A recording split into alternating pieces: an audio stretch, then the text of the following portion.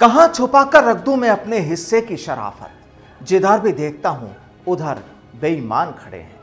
क्या खूब तरक्की कर रहा है अब देश देखिए, खेतों में बिल्डर और सड़कों पर किसान खड़े हैं। नमस्कार, मैं हूं आपके साथ प्रदीप आजाद। जनाब, हालात कुछ ऐसे ही हैं हमारे देश के।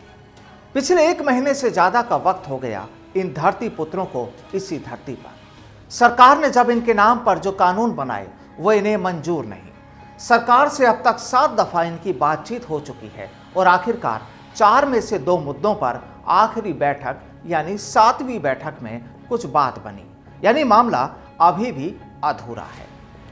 दरअसल यहां सवाल ये उठता है कि करीब 40 दिनों से किसानों ने बॉर्डर्स पर डेरा डाला हुआ है। सरकार के साथ किसानों की पहली बैठक 14 अक्टूबर को हुई थी।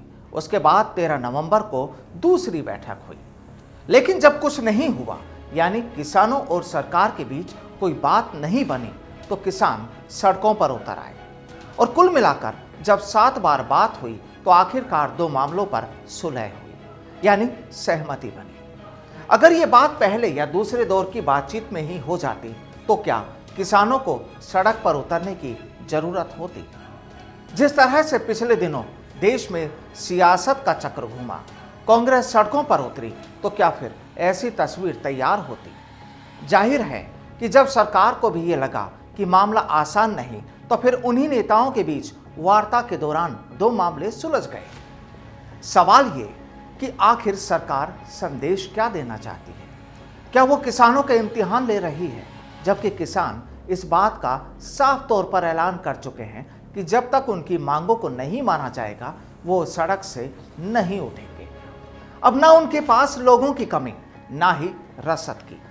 विपक्षी पार्टियों के नेता उनके साथ और देश के अलग अलग हिस्सों के बॉर्डर्स पर जाम के हालात। कुल मिलाकर किसानों के इरादे बुलंद हैं और यही वजह रही कि सरकार भी किसानों से बात करती रही, उनका मन टटोलती रही और आखिरकार किसानों को आधी कामयाबी मिल गई।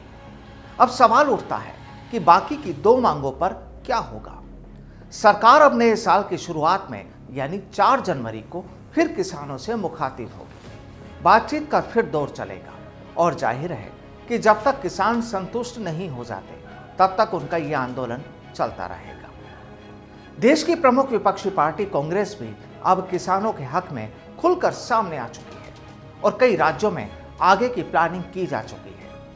कांग्रेस कहती है कि वो किसानों के साथ है और उनके साथ नाइंसाफी नहीं होने दी जाएगी। लेकिन जनाब, इस तस्वीर का अगर दूसरा पहलू भी देखेंगे तो सामने ये भी आ रहा है कि अब किसानों के इस आंदोलन को लेकर कांग्रेस भी अब खुद को चमकाने में लगी है।